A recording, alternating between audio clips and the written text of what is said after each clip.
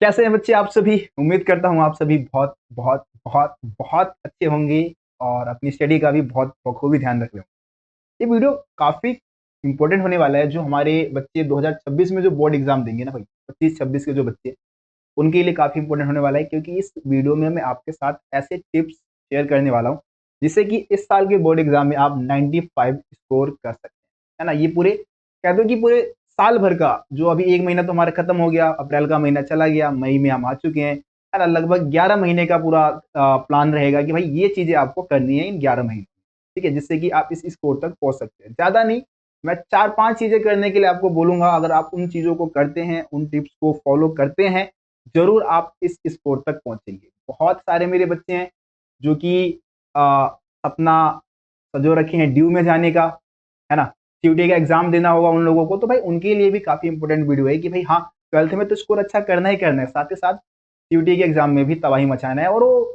कैसे होगा? आप पूरे साल जो 12th क्लास में आप मेहनत करेंगे ना, उसके बिहाफ़ पे आप सीयूईटी में भी तबाही मचा दोगे भाई, ठीक है? तो उनके लिए भी काफ़ी इंपॉर्टेंट ये वीडियो रहने वाला है। और बाकी जो बच्चे अपने आप को बहुत ही कमज़ोर महसूस करते हैं, एक वीक स्टूडेंट के तौर पे अपने आप को महसूस करते हैं कि भाई नहीं, उनके बस का कुछ नहीं है, वो कुछ नहीं कर सकते, ऐसा 95 स्कोर जो है वो मतलब बहुत ही ज़्यादा मेहनत करना होगा, लगभग 8-8 10-10 घंटे पढ़ने होंगे, ऐसा कुछ नहीं है। आप दिन के अगर 2 घंटे 3 घंटे भी स्टडी को दे देते हो 24 घंटे में से, बाकी दिन आप कुछ भी करो, 2 ढाई 3 घंटे भी अपनी स्टडी को दे रहे हो। आर्ट्स स्ट्रीम में हमारे पास ऐसे सब्जेक्ट है history, political science, geography, economics, आराम से आप 95 तक जा सकते हो। बस ये 3-4-5 चीज़ों पे आपको ध्यान देना है। आ जाओ भाई, सबसे पहले हम बात करते हैं क्या करना है। करना क्या है आप लोगों को और क्या नहीं करना है वो भी बता दूंगा। करने का क्या है, देखो, हम सबको पता है कि हमारे पास जितने भी सब्जेक्ट है ना बच्चे, जितने भी सब्जेक्ट है वो सब थ्योरिकल सब्जेक्ट है, जहां पे हमें स्टडी ज्यादा करना है ना। स्टडी पे फोकस करना होगा हमारे को, और हमारे पास है एनसीईआरटी, ठीक है जी। एनसीईआरटी की बुक हम फॉलो करते हैं। तो सबसे पहला काम क्या करना है भाई, आप लोगों को अपने एनसीईआरटी को कंप्लीट करना है।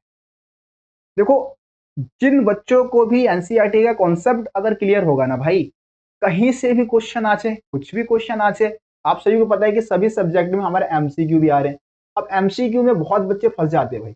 लॉन्ग क्वेश्चन आंसर तो कर लेंगे, लॉन्ग क्वेश्चन आंसर अगर मैं आपको दे दूंगा ना, उन क्वेश्चन में से पेपर में आ जाएंगे, लेकिन एमसीक्यू का कुछ अता पता नहीं होता, कहां से आएगा क्या बनेगा। यहाँ पे उन उन बच्चों को पूरे नंबर एमसीक्यू में मिलते हैं जिनको एनसीईआरटी का कॉन्सेप्ट क्लियर होता है, ठीक है। सबसे पहला काम बच्चों को ये करना है कि अपनी एनसीईआरटी बुक को 2 बार 3 बार 4 बार जितनी बार हो सके रीड करो, चैप्टर के कॉन्सेप्ट को समझो।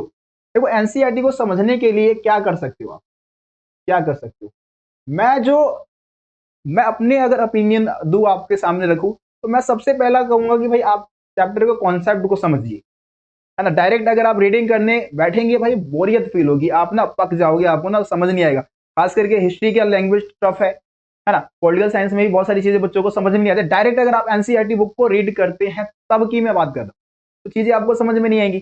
तो सबसे पहले कॉन्सेप्ट को समझना जरूरी है। इसके लिए स्कूल के टीचर आपके साथ मेहनत करेंगे, ट्यूशन वगैरह भी बहुत सारे बच्चे लगाते हैं, लेकिन जो फ्री ऑफ कॉस्ट यूट्यूब पे आपको मिल जाता हो, यूट्यूब वीडियो है,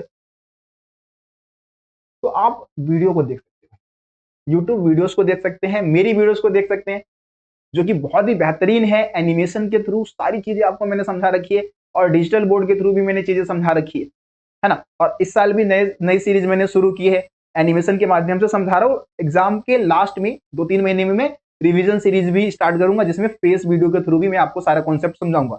तो वीडियो को देखने का फायदा क्या होता है कि आप कम टाइम में चैप्टर के कॉन्सेप्ट को समझ पाते हैं, ठीक है। चैप्टर की चीजें आप जब समझ जाएंगे, जब उसके बाद आपको क्या करनी है, रीडिंग करनी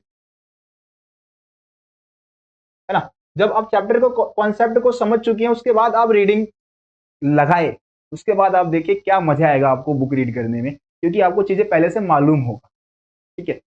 अगर आप डायरेक्ट जाके सिर्फ एनसीईआरटी बुक को पढ़ने की कोशिश करेंगे, आप उठा के देख लेना, पढ़ने की कोशिश करना ना भाई, कुछ समझ में नहीं आएगा, कुछ पल्ले नहीं पड़ेगा, सब कुछ तुम्हारे ऊपर से जाएगा। लेकिन पहले आप कॉन्सेप्ट को समझ चुके हैं वीडियो को थ्रू, उसके बाद आप अगर फोकस करेंगे रीडिंग पे, मजा आएगा भाई, रीड करने में मजा आएगा, ठीक है। ये हो गया एनसीईआरटी के कॉन्सेप्ट को क्लियर करना। एक मैं और इसमें एक चीज और मैं ऐड करता हूं, हम देखो आर्ट्स स्ट्रीम के बच्चे हैं, और हमारे लिए जरूरी है कि हम चीजों को बस रट्टा ना मारे।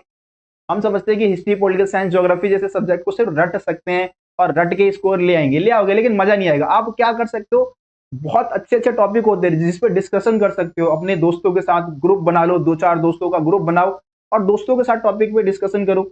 एक बच्चे को बोलो कि भाई तू ये टॉपिक तैयार कर ले, एक तू ये टॉपिक तैयार कर ले, 4-5 अच्छे दोस्तों का जो सीरियस हो अपने स्टडी को लेके, उनको अपने ग्रुप में ऐड करो और ग्रुप स्टडी करो। मैं खुद करता था, ठीक है। और मेरे भी 95 थे, हिस्ट्री में 95, इको में 92, पॉलिटिकल साइंस में 83 मार्क्स थे, खैर कम थे पॉलिटिकल साइंस में, लेकिन ठीक ठाक स्कोर मैं लेके आया 12th क्लास में। और उसमें बहुत ज्यादा योगदान रहा ग्रुप स्टडी का, तो ग्रुप स्टडी को भी ऐड कर लेना, आप ये जरूर करना, ठीक है भाई।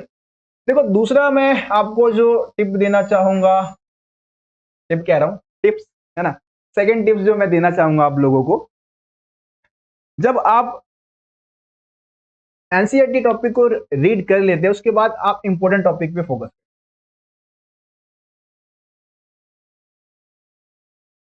इंपॉर्टेंट टॉपिक पे फोकस करें कि भाई कौन से ऐसे टॉपिक है जहां से क्वेश्चन बार बार आ रहे हैं, उन टॉपिक को पे फोकस डालें और उनको ज्यादा और बेहतरीन तरीके से तैयार करें, क्योंकि हर एक चैप्टर में कुछ ऐसे टॉपिक होते हैं जहां से बार बार क्वेश्चन रिपीट होते हैं, वहां से बार बार क्वेश्चन आते हैं। और इसको जानने के लिए देखो तीसरे पॉइंट में मैं ऐड कर देता हूं कि आप ना पीवाईक्यू लगाए,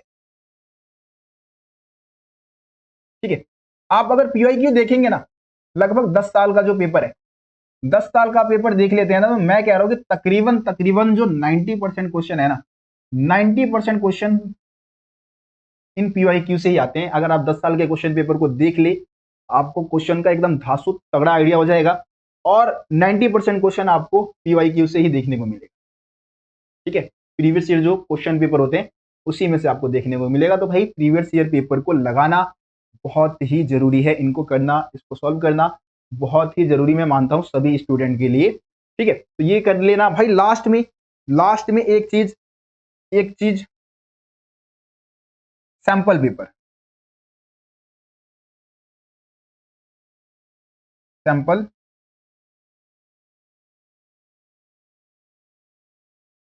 ठीक है, सैंपल पेपर।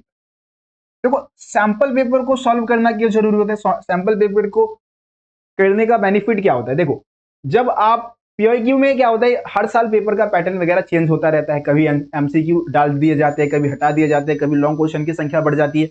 लेकिन जो हमारे इस साल का मतलब हर एक साल का सैंपल पेपर सीबीएसई की तरफ से या फिर आप स्टेट बोर्ड के स्टूडेंट है, तो वहां भी आपके स्टेट गवर्नमेंट की जो साइट है वो क्या करती है, अपना खुद का सैंपल पेपर लॉन्च करती है।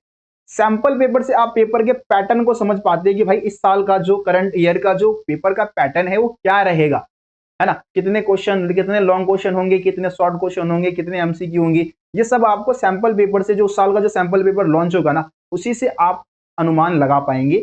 तो ये भी बहुत जरूरी है कि आप सैंपल पेपर, जो करंट ईयर का जो सैंपल पेपर है उसको देखे, उसको सॉल्व कर ले, एक बार पेपर के पैटर्न को आप समझ ले, ठीक है। ये बहुत ज्यादा इंपॉर्टेंट हो जाता है, ये बहुत ज्यादा जरूरी हो जाता है। देखो कुछ चीजें आपको नहीं करनी, उसकी भी मैं बात कर लूँ, लिखूंगा नहीं, ऐसे ही समझा देता हूँ। देखो सबसे ज्यादा अभी अगर हम बात करें, बच्चे जो परेशान है वो सोशल मीडिया को लेके है। सोशल मीडिया पे बहुत ज्यादा डिस्ट्रैक्शन आपको देखने को मिलता है ना, जिसमें आप एक बार रील के फीड में घुसते हैं तो बस रील ही, शॉर्ट के फीड में घुसते हैं तो शॉर्ट ही देखते रह जाते हैं। 1 घंटे 2 घंटे 4 घंटे आपके कैसे बीत जाते हैं समझ नहीं आता। तो मैं ये मानता हूँ कि भाई फोन का यूज सिर्फ अपने काम के लिए करो। मैं बहुत ज्यादा फोन यूज करता हूँ, लेकिन मेरा काम ही भाई ऐसा ही है, मेरे को वीडियो एडिट करना होता है, पीपीटी बनाने होते हैं या और भी दूसरी चीज करनी होती है, तो मैं अपने फोन में लगा रहता हूँ क्योंकि मेरे को भाई जरूरत है। लेकिन आपको जरूरत नहीं, फिर भी मैं क्रिकेट खेलता हूँ, जिम जाता हूँ और भी क्लासेस वगैरह लेता हूँ जहां से मैं कुछ सीख सकूँ, है ना, कुछ जानकारी प्राप्त कर सकूँ, अपने नॉलेज को बढ़ा सकूँ, है ना। अर्निंग के बहुत सारे सोर्स में ढूंढने की कोशिश करता हूँ कि कहाँ कहाँ से मैं पैसे कमा सकता हूँ, ठीक है। तो आपके लिए भी ये जरूरी है कि आप स्टडी कर रहे हैं, स्टडी के साथ साथ खेल कूद पे ध्यान दें, दोस्तों के साथ मिले, ठीक है, हंसी मजाक करे, घूमे फिरे और साथ ही साथ स्टडी भी करे। जितना हो सके सोशल मीडिया से दूरी बना के रखे, क्योंकि सबसे बड़ा जो डिस्ट्रैक्शन अभी के समय में है वो सोशल मीडिया ही है।